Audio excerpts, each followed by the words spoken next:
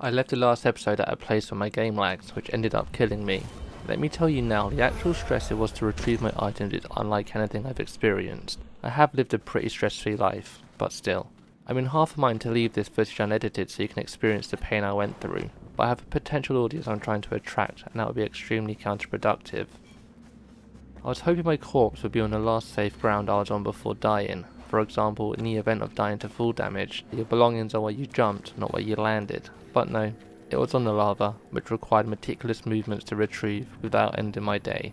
Deciding to get another angle on the situation, I run, and then slip into the other side of the lava. I tend to get myself into a series of unfortunate events where after a traumatic event my brain switches off and I become impatient, which has repetitive fatal consequences. In between my spawn point and my tombstones is a Low Meadows ancient spire, so we decide to climb it, gaining access to another fast travel point and a respawn point, which will make our many treks back to our place of rest a bit quicker.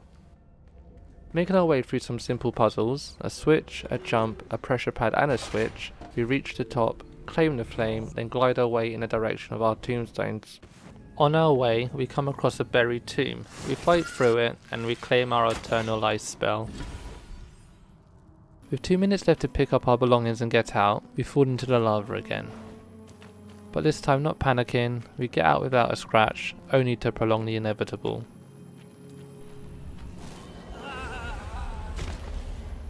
With the amount of tombstones piling up, we manage to find a safe route to one of them. We make our way to a second one which I stupidly decide to jump to. Surprisingly this actually worked out. Okay, 2 down, 1 to go. Perfect. All done. Okay. Maybe not. That's cool. At least I made it to safe ground, right? Right? Oh, for fuck's sake. Back to 2 tombstones. It was at this point I peacefully decided to come back the next day. Well, actually, I rage quit. I came back fresh-faced the next day. I used a shroud potion to give me more time in the shroud. I only have this once, so let's hope I don't mess it up. 45 minutes of shroud protection gives us plenty of time to piss around first, and I can't remember why, but I wanted tar and the only way I knew how to get it is from campfires. So using my 200 IQ brain, I placed 9 campfires and let them burn out. Like and subscribe for more things I wish I knew when I started playing Enshrouded, 10 top tips, the last one will surprise you content. Don't hate the player, hate the algorithm. But as a side note, turns out I've been confusing kiln and the charcoal kiln, and you get tar from the charcoal kiln. The tree in my way was a godsend, and switched the light bulb on in my brain, reminding me I can terraform the ground. Obviously. Oh my god, it was staring me right in the face this whole time. Literally, all I needed to do was dig the ground up and look.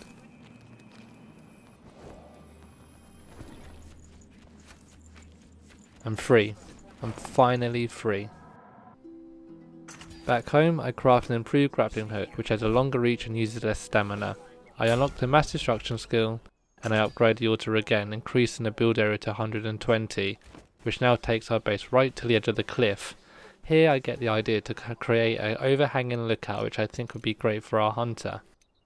I decide to enter the Flame Sanctum directly below our base, falling into 3 Vuka guarding the entrance.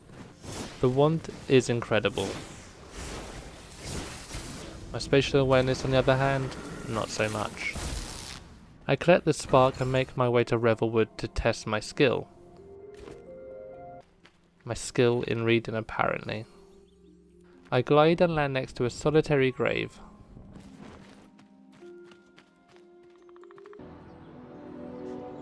Instantly exhuming it because my gamer brain kicked in and I was rewarded for it with an actually perfect piece of gear. I learned a very important lesson in the use of colour.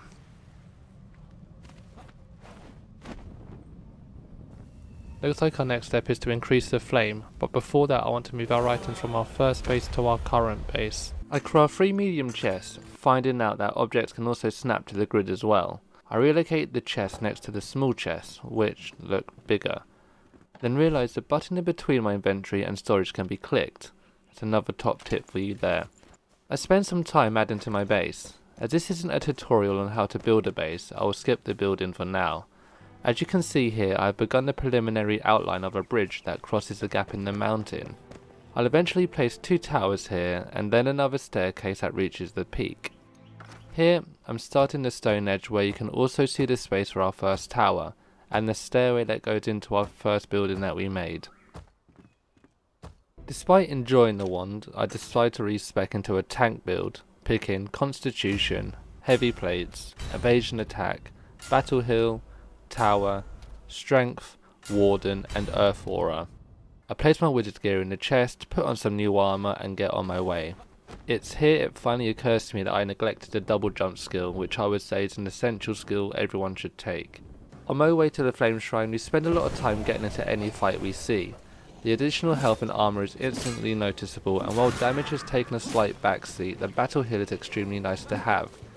Even these flowers aren't a bother anymore. Look how careless I'm being, and I only lost a third of my health. I would have lost a lot less, but I couldn't use the battle heal due to the proximity mine stealing my kill.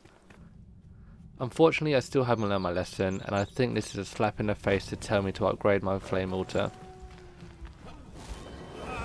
We find a new enemy type. The only issue is it won't let me near it and I have no ranged weapons. It escapes into the enshrouded and I take the hint. I fight my way across a bridge. The red mist indicating a deadly shroud. Fool me once, game. I check the map and see there's only a small section that is in shroud, so I take a leap of faith and come out the other side in about 0.4 seconds. Looks like the flame water is going to have to wait. This deadly shroud looks like it's a little bit thicker, so I won't risk it. The issue I'm having now is finding my way to the location above, and without a double jump there's no way I will be attempting any Skyrim horse physics style mountain climbing. So back we go to respec. Getting what we had before minus Earth Aura, so damage taken isn't reduced by a further 10%. The farmer offers to give us a very good time, but misinterpreting her signals, I'm sent out on a quest instead. I equip a bow, double jump for good measure, make a fancy ornate bed of the highest quality because nighttime is shit. Place it next to the stairs because it's the only space I have left, but it looks cozy. Making our way to the next shroud route using extreme caution.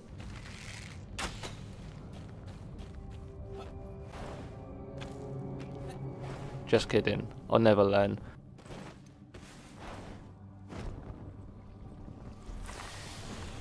Waking up the shroud beetles as I land. I'm then ambushed by the Fel. I focus the Yads, but first the Archer. I'm not having some twat in the back watching arrows past my ear. A pretty quick fight, not much issue, but I did use a potion to be on the safe side.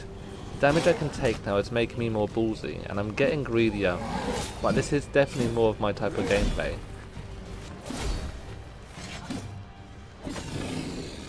I chop down the route, cleansing another area. Exploring the world more, we find, I believe, our first dungeon, Necropolis. Unlocking the double doors, ready to fuck some shit up, run into the nearest flame, just in case I don't. Unlocking the next set of double doors we begin. Light reveals a large area and we're greeted by two enemies. We stick to the left wall as we make our way through the dungeon.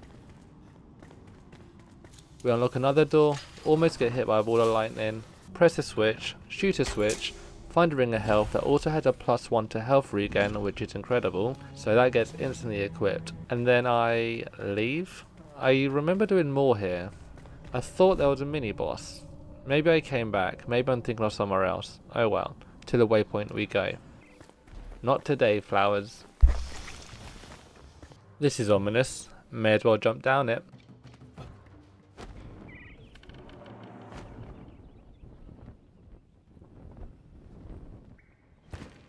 Okay, just some walls.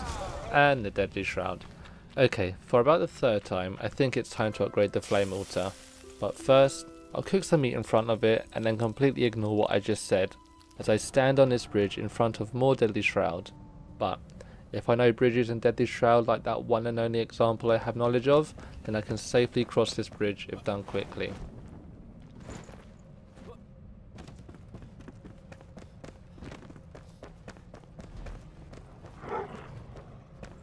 Oh god no, this is worse. Two green guys.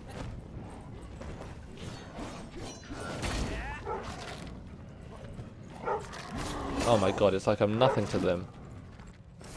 Haha! Oh shit, they jump?